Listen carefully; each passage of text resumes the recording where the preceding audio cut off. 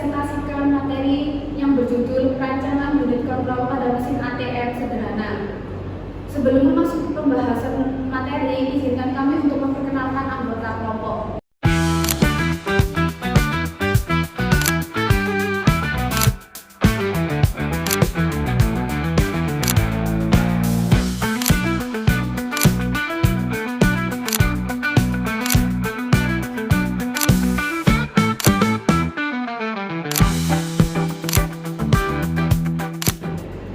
Di sini latar belakangnya yaitu mesin ATM merupakan sistem komputer tertanam embedded control unit, bertindak sebagai koordinator utama yang transaksi praktis seperti cek saldo dan tarik tunai.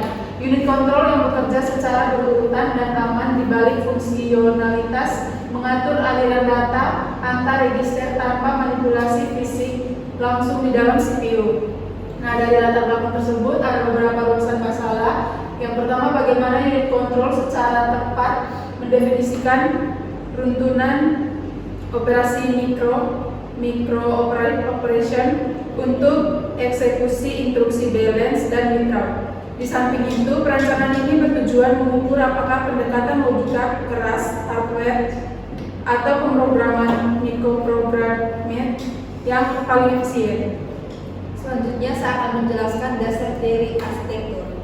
Yang pertama adalah konsep embedded ATM. Sistem tertanam mandiri yang memproses input fisik, kartu atau PIN nasabah, mengirim permintaan ke database dan menghasilkan output transaksi. Yang kedua, unit kontrol atau SIC. Komponen otak CPU yang bertugas menafsirkan instruksi dan membangkitkan kombinasi sinyal kontrol biner pada sistem bus digital. Yang ketiga adalah siklus instruksi, tahapan sekuensial fundamental yang harus dilalui oleh setiap perintah tingkat rendah atau komputer. Pada saat ini saya akan membahas tentang fase siklus instruksi CPU.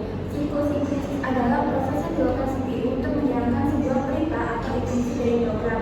Yang pertama adalah fase ambil atau fetch. Fase ambil atau fetch merupakan tahap yang dimana CPU mengambil instruksi dari memori utama berdasarkan alamat yang disimpan pada program komputer atau PC. Setelah diambil, instruksi tersebut akan disimpan ke dalam instruksi register atau IR untuk diproses. Yang kedua adalah fase terjemah. Fase terjemah atau input adalah fase yang dimana pada tahap ini kontrol unit akan membaca dan menerjemahkan instruksi yang ada di instruction register.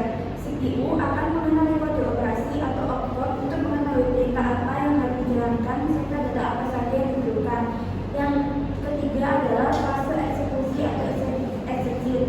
Pada tahap ini CPU mulai menjalankan instruksi yang sudah diterjemahkan.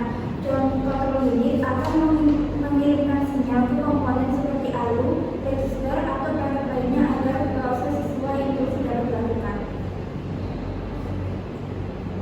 Selanjutnya saya akan menjelaskan tentang balance versus withdraw. Yang pertama yaitu ada instruksi balance, yaitu cek saldo bersifat paid only. Proses ini tuh hanya memindahkan nilai finansial asing dari register penyimpanan akmal dan langsung dikirim ke antar output display luar. Selanjutnya yaitu ada instruksi withdraw bersifat ready modify. Operasi ini dinamis yang membuat nilai saldo ke register sementara, mengambil input terminal pengguna sebagai operat, memerintahkan ALU melakukan pengurangan aritmatika serta menentukan status perjalanan logika bersyarat.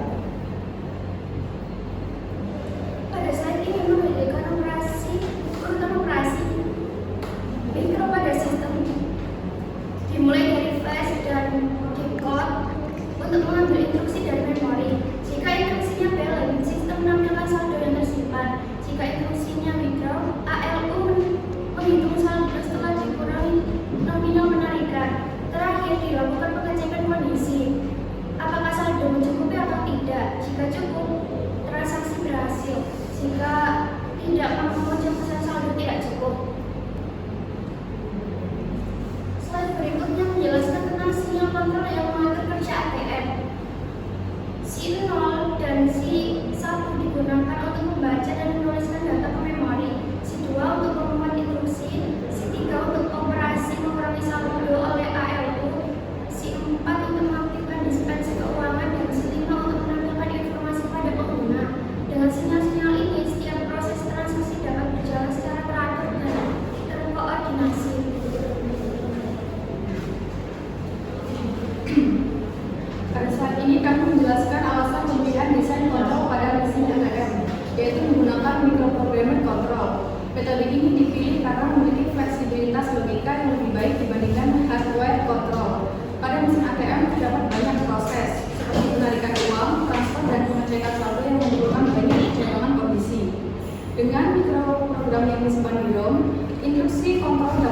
dalam bentuk micro-instruction. Hal ini memudahkan perubahan atau pengembangan sistem tanpa harus mengubah rangkaian hardware secara langsung. Oleh karena itu, microprogramming control lebih cocok digunakan pada mesin ATM karena lebih fleksibel, mudah dimodifikasi dan mendukung proses yang kompleks. Nah, selanjutnya ada alur fisik transaksi ATM. Yang pertama itu ada validasi awal, adalah pembacaan data magnetik strike kartu dan enkripsi input kode PIN untuk diverifikasi secara aman oleh server bank pusat. Yang kedua, evaluasi sinyal. Jika saldo mencukupi atau ALU lebih besar sama dengan 0, unit kontrol mengirim pulsa sinyal C4 untuk mengaktifkan motor pengeluaran uang. Yang ketiga, mitigasi batas dana. Apabila limit saldo dilampau atau ALU lebih kecil dari 0, unit kontrol mengunci dispenser dan membelokkan bus data untuk mencetak pesan error. Selanjutnya yaitu ada analisis kelebihan dan kekurangan. Yang pertama ada kelebihan efisiensi layanan. ATM ini dapat melayani nasabah selama 24 jam tanpa batas tugas. Yang kedua yaitu ada keamanan data. Penggunaan PIN membantu melindungi akun dari akses yang tidak sah. Yang ketiga yaitu ada kendali logika terstruktur. Unit kontrol mengatur urutan proses transaksi secara otomatis.